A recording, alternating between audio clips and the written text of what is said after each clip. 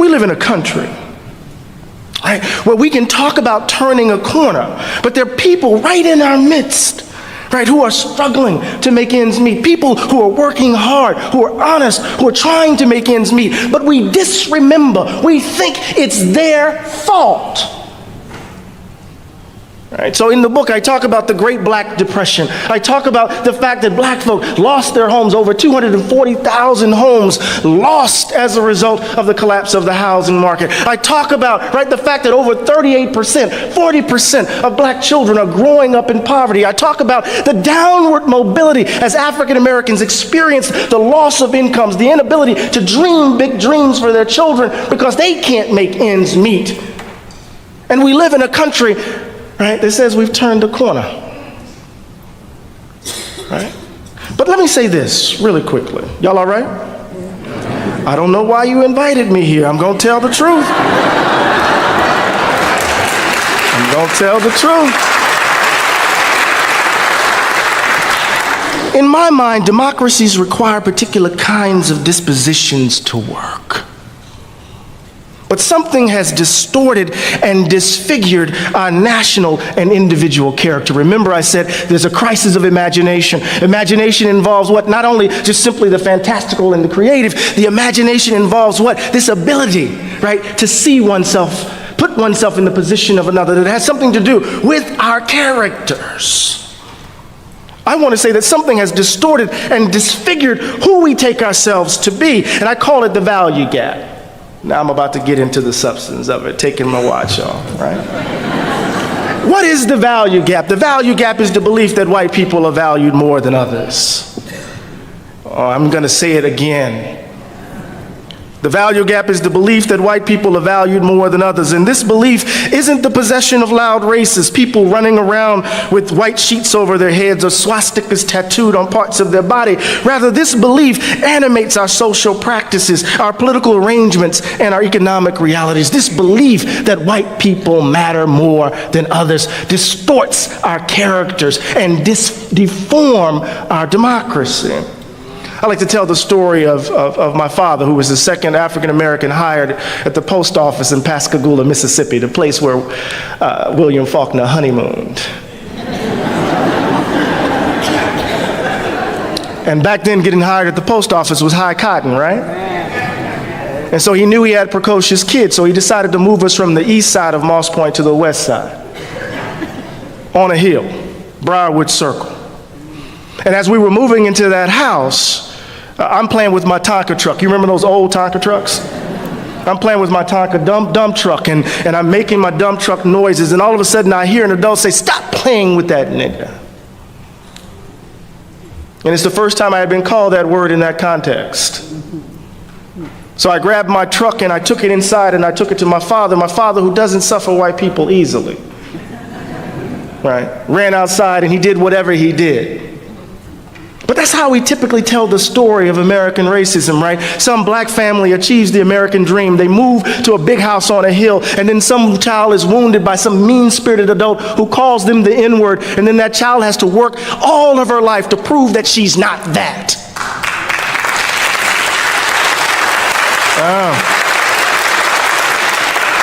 But that's too easy.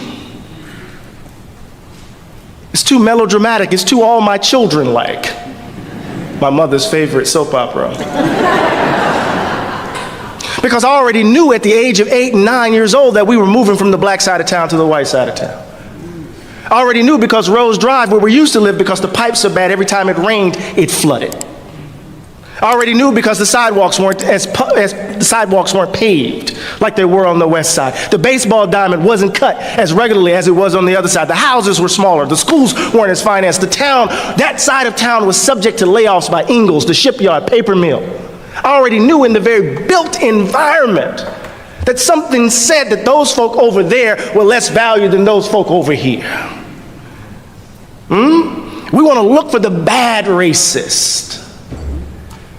Right? The obvious racist, but we are making choices day in and day out, right, that sustain racial inequality in this country. My colleague Imani Perry calls it a cultural practice of inequality. Let me give you an example of what I mean.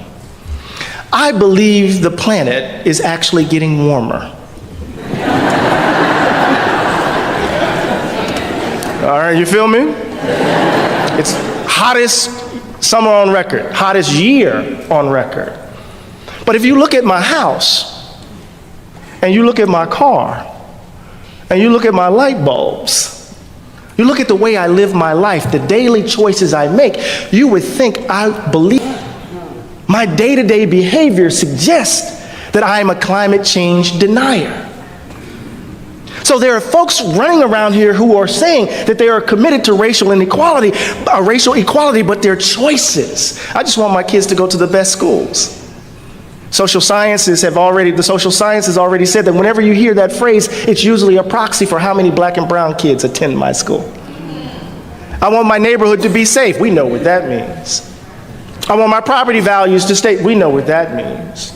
Right? So it's in the kind of order, the cultural practice, the value gap is evidenced. Let me give you a quote from James Baldwin in The Uses of the Blues. Y'all all right?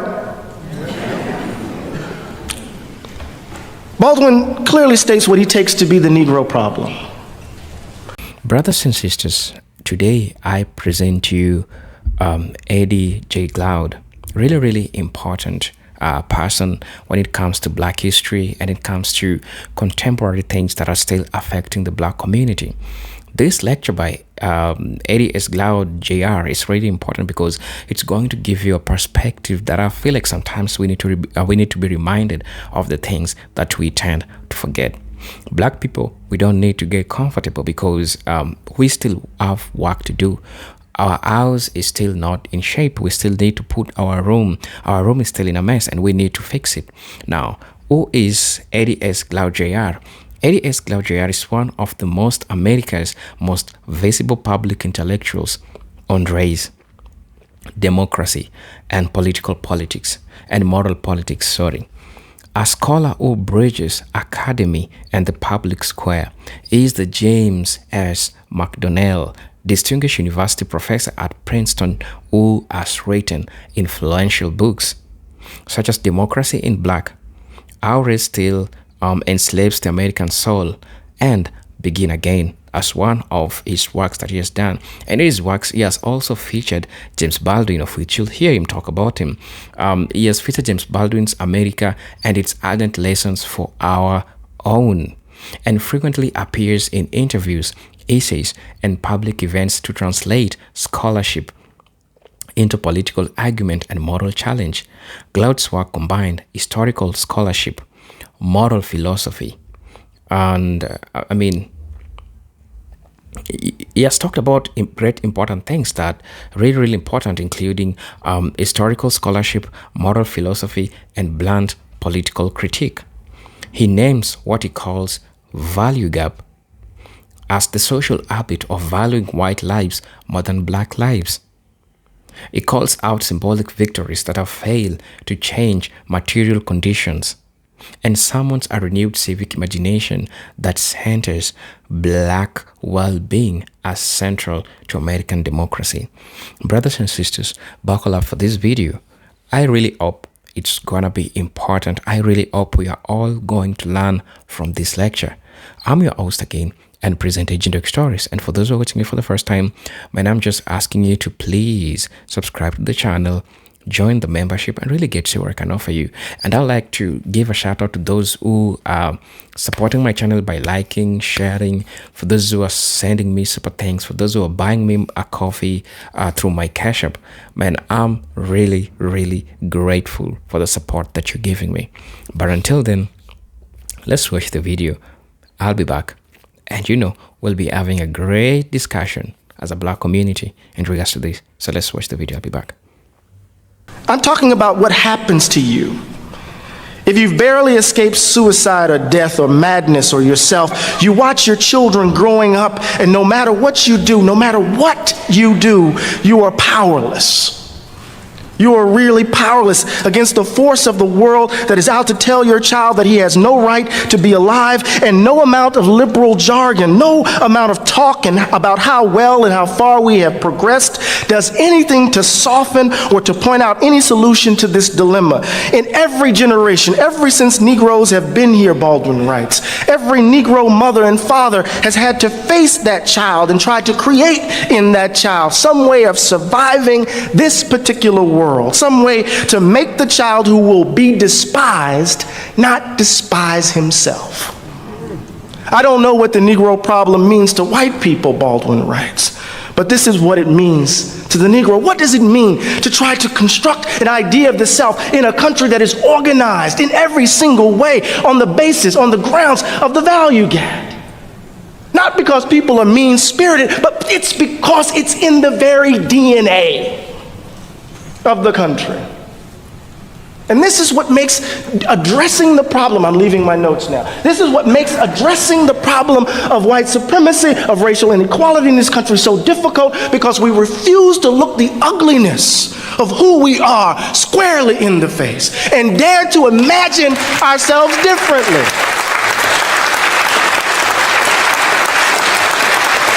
This is hard work. This is hard. The value gap isn't sustained by loud racists. The value gap is sustained by all of us. All of us. You don't need white people for white supremacy to work.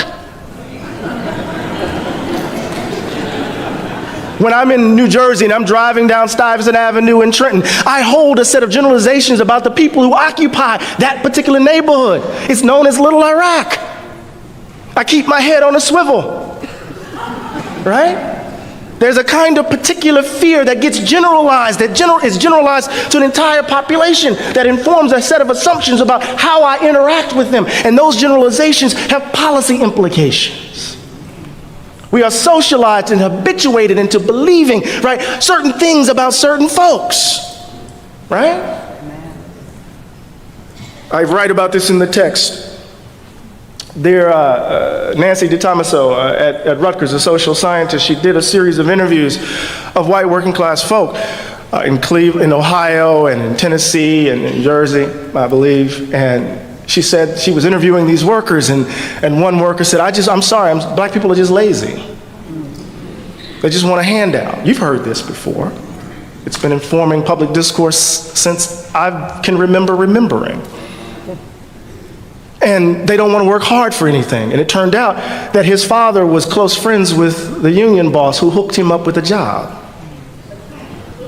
Another interviewer, right? I'm sorry to say, they're just lazy. They don't want to work. It turns out that not only his friend gave him the test that he needed to take for his job, gave him the answers to the test.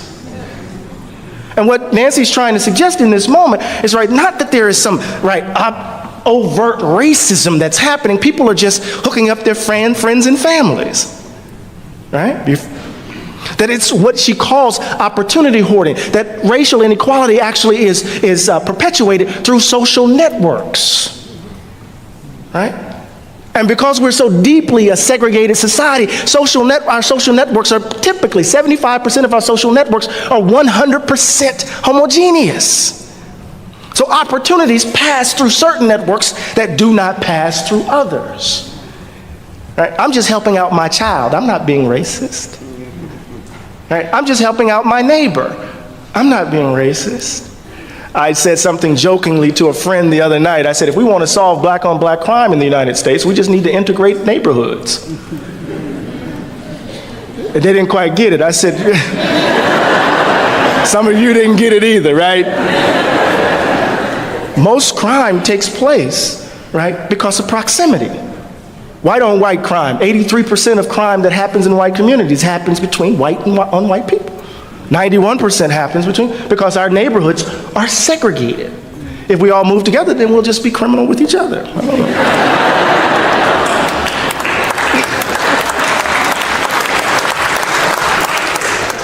know. Racial habits.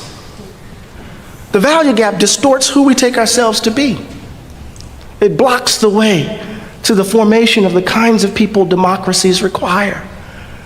I was just talking about with Reverend Hart Anderson about Abraham Lincoln's rejection of the monstrous injustice of slavery, but his commitment to the belief that white people were superior than black people. And how those commitments blocked the way from him becoming the kind of human being his idea of democracy required.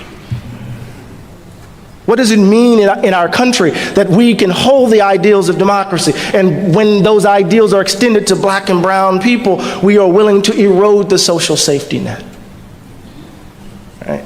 Welfare, for much of the New Deal, right, was in fact a project of Southern Dixiecrats aimed at addressing poor white Southerners.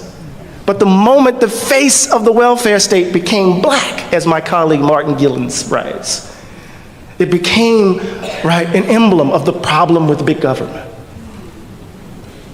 What happens when we're willing to turn our backs on an idea, a robust idea of the public good, because it involves people who are not like us? It means that we're willing to throw democracy into the trash bin over the idea, over our commitment to the idea that some people, because of the color of their skin, are valued more than others. It's the value gap is at the heart of our problem. The value gap is evidenced in our habits of living, habits that define where we live, where we work.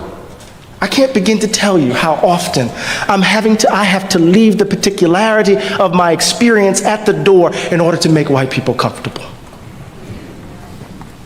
It's almost as if, as James Baldwin writes in Notes of a Native Son, we have to make ourselves blank in order to wash away your guilt.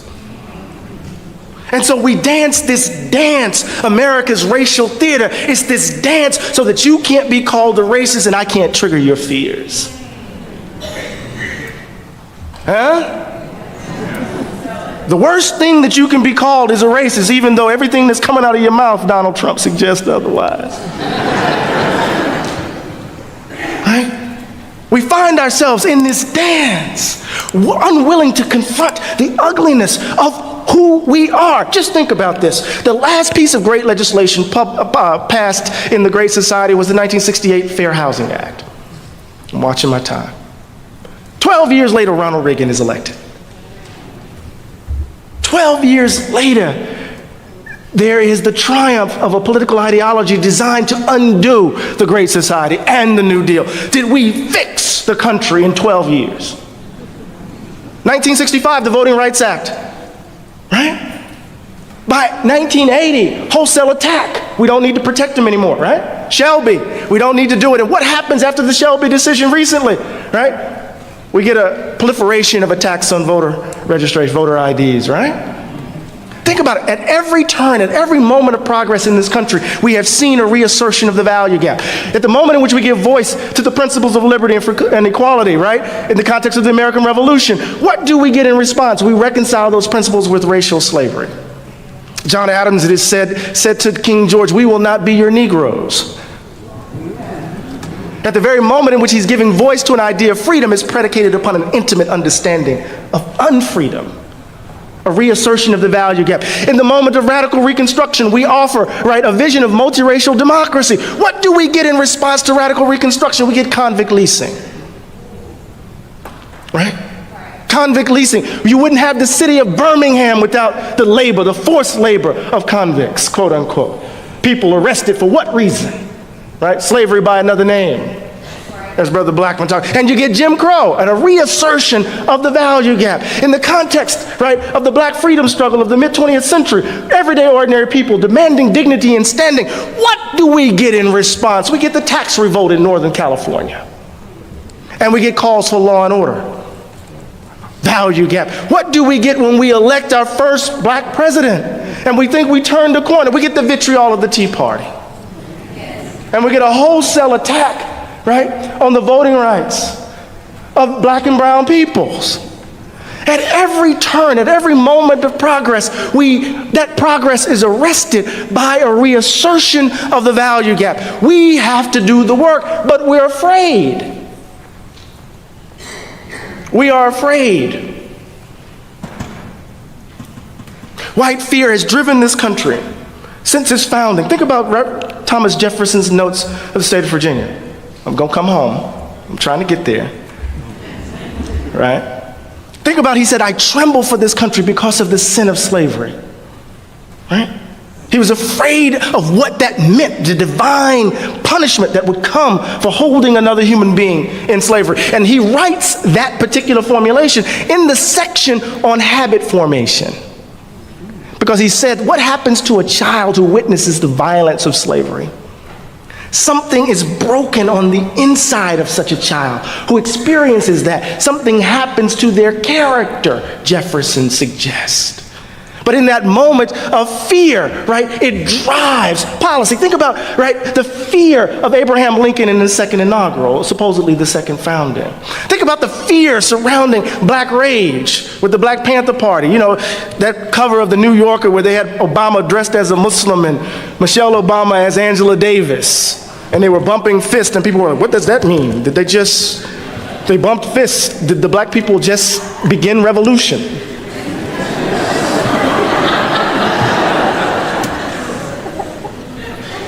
Fear drives policy. The moral panics around the so-called super predators, where the data suggested was not true. What did the moral panics do? It drove mass incarceration. Think about what happened with the Central Park Five. Those babies were innocent. Their lives stolen. Think about all the millions of folk who are locked up because of fear. Fear driving policy. We can no longer be afraid. And that fear actually drives our political behavior, black political behavior. As I said earlier, we're afraid to trigger your fears. So we will grit our teeth in the moment which you say something a little off color. Our fear of triggering white fear affects our behavior. So we're masking day in and day out, walking past each other, not really seeing the humanity of the person right in front of us. No wonder we're stuck. But Malcolm X said this, and I'm going to say this in front of you guys and make you mad. I don't care. We have to stop sweet talking.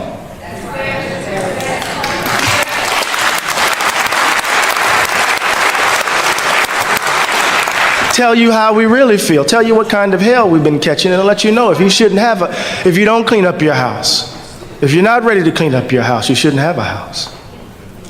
It should catch on fire and burn down. Now, I'm not trying to burn down anybody's house. But what Malcolm is talking about is frank speech. That we have to confront each other honestly. One of the most exhausting things I have to do is to convince my fellow white citizens of what is happening. Every time we have to engage in this haunting public ritual of grieving in public, we got to convince you that it happened. What does it mean that Diamond Reynolds' 4-year-old baby had to muster the resources to comfort her mother in that moment? I'm here, Mama. I'm here with you. What does it mean that Alton Sterling's 15-year-old baby was crying, weeping, because he lost his father, wouldn't see him again? What does it mean that if it wasn't for the footage around Walter Scott, that police officer would still be walking the streets? What does it mean that I have to tell my child, right, the story of how to interact with police because I want him to come home? What does it mean that here I am, I've done everything right, I'm at the height of my profession, I'm the president of the American Academy of Religion. The day I got the call for that I won, my baby calls me from Brown to tell me that he's sitting on a bench doing an assignment and a police officer drives up, blocks his way out, comes out and says, who are you and why are you here? He says, I'm a Brown student just doing an assignment. The police officer hits him in the face with the flashlight, looks at his feet, looks at the bushes, and tells him the park closes at 9:30. And my son says, yes, sir, but it's only 6:30. And then his partner walks around the police cruiser and says to him, and both of them lean in with their hands on their weapon and say to him, the park closes at 9:30. And my son puts up his hands and says, we don't want any trouble. I could have lost my only child that day. And I got to convince you of what that means. We're not going to fundamentally change unless we look ourselves squarely in the face. You learn race in Minneapolis by just simply driving around this community. It's in the very built environment. You don't have to be a bad person. It's how we are habituated as citizens of this country, a country that has been drenched, right, in the reality of white supremacy. We have to address it. We have to address it if we're going to get beyond it. So what I call for is a revolution of value. We need to change our view of government by changing our demand of government. We need to change our view of black people by changing our view of white people, and only white people can do that. And we need to change what ultimately matters to us. If we have a society predicated upon greed and narcissism and selfishness, we will continue to produce the likes of Donald Trump. But it's in our hands. I refuse to dance the dance any longer. For my grandchildren who are not here, I refuse to try to make you feel comfortable. Because I know of a man who was crucified on Calvary, who refused to become adjusted to injustice. What does it mean to bear witness to the virtues of generosity and humility and justice in this moment? It will require something monumental of us, something profound. Value gap, racial habits, fear requires of us a commitment to democracy. In this sense, we have to become the people that democracy requires of us. That means we have to reject the idea that this is God's gift to the world, that is, America is the shining city on the hill. That rigs the argument. No, we need to look ourselves squarely in the face, in great pain and terror, and do the work of actually achieving our country. I pray that we do so, because if we don't, we will certainly see the fire next time. Thank you. Welcome back to the channel. I'm hoping that you are doing great. Let's break down what we've learned from the video. When Glaude talks about downward mobility, he means something precise and painful. For many black families, economic status is not reliable, passed on upward to the next generation. And worse of it is that families that are middle class or even upper income often fall into lower brackets at high rates. Research from Opportunity Insights and Census Analysis shows black children experience much higher rates of downward mobility than white children. Children born to well-off black parents are sustainably more likely than their white counterparts to slide down the income ladder, and scholars point to concentrated poverty, residential segregation, and unequal schooling as major drivers of that pattern. Glaude uses this evidence not just to catalog inequalities, but to show how generational instability erodes up, removes the safety nets that all permit political risks and organized demands, and reduces a condition where progress for one generation can evaporate for the next. Um, we also talks about the mechanisms behind downward mobility, which are structural and cumulative. Remember, deindustrialization hollowed out stable, well-paying jobs in many black communities, mass incarceration, and collateral consequences of criminal records truncate careers and civic participation. Schools that are underfunded because of property tax funding regimes consign many children to lower opportunity tracks. And labor markets discriminate and exclusionary networks continue to limit career advancement. Empirical studies, including long run demographic work and intergenerational mobility research, it makes clear that these forces act together so that one off fix, that's a few scholarship, a symbolic appointment, cannot undo the layered disadvantage that push families downward. Now, Glaude's point is political as much as diagnostic. If you need to see downward mobility as a structural problem, you will mistake individual success stories for systemic progress. He also makes that clear. By using the phrase Great Black Depression, a term Glaude uses to capture the slow burn economic crisis afflicting black Americans.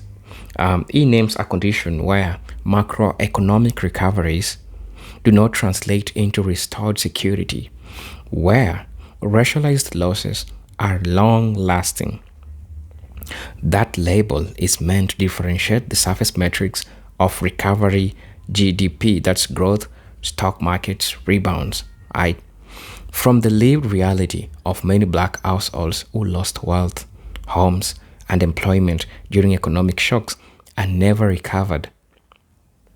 Journalists and reviewers who summarize his argument note that the Great Recession and subsequent policy responses left many black families worse off ways that continue to reverberate.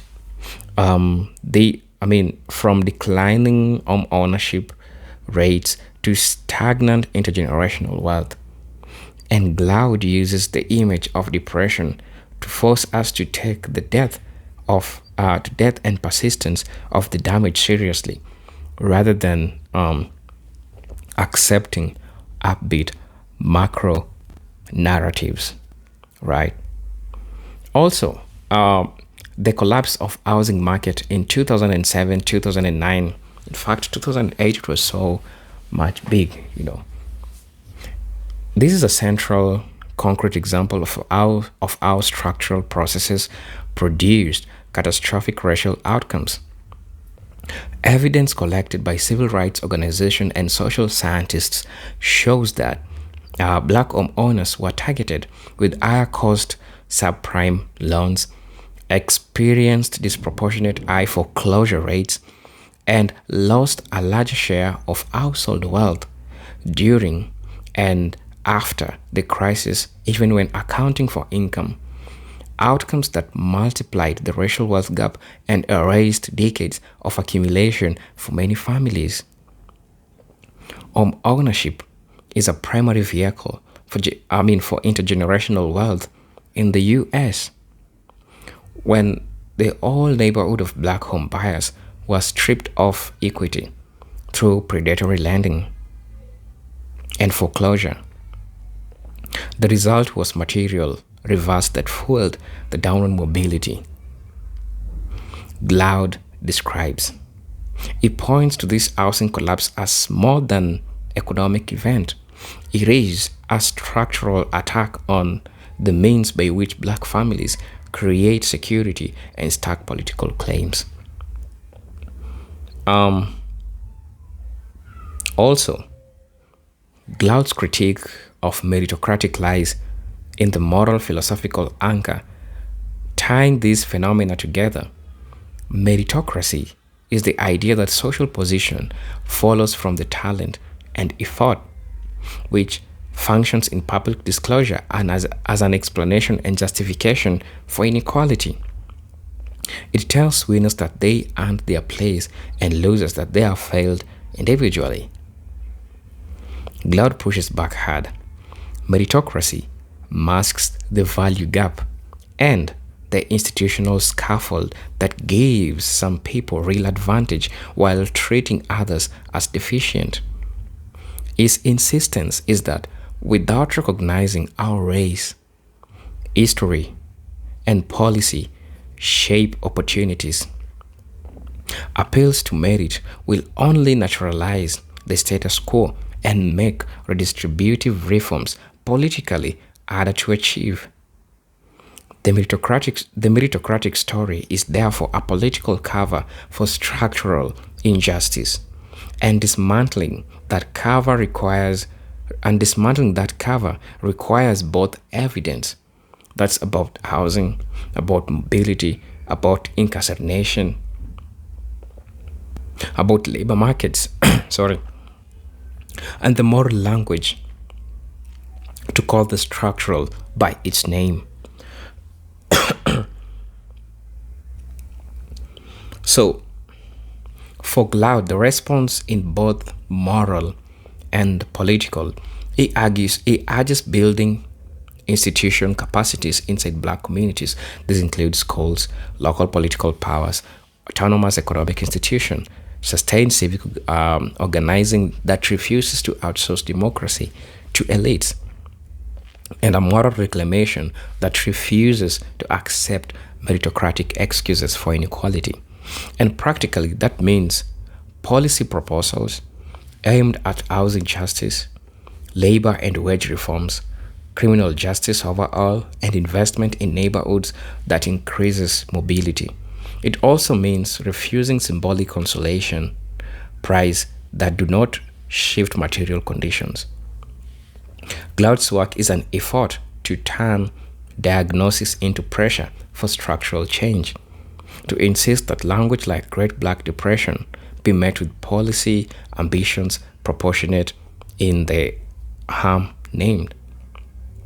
Now, generally, Eddie Glaude's JR gives us a framework to understand why racism is not over, even when it appears politically quieter, and why the measures of progress were often accepted are inadequate. Downward mobility documents how advantage fails to all across generations. The Great Black Depression captures the long emergency of racialized economic decline. The housing collapse shows the mechanisms of our dispossession, and the myth of meritocracy helps explain why these processes continue without divisive political remedy. All this taken together, they demand a politics that centers redistribution, durable institution building, and moral clarity, the exact kind of sustained structural agenda Glaude calls for in his writing and public work. So please let me know what you think about this video. I also learned, you also learned. So until then, let me see you in my next video. Peace, love, and harmony. Salute.